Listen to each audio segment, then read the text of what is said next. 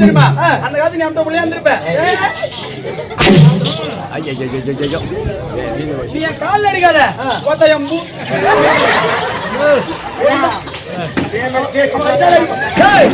அந்த காலத்துல வாத்தியார கண்டு வணக்கம் வச்சு நம்பல வாத்தியார வணக்கன்னு பக்கத்துல பூரா என்ன தெரியுமா அந்த டீச்சர் நல்லா இருக்கிறாங்களா டீச்சர் நல்லா இருக்கிறாங்களா அதான்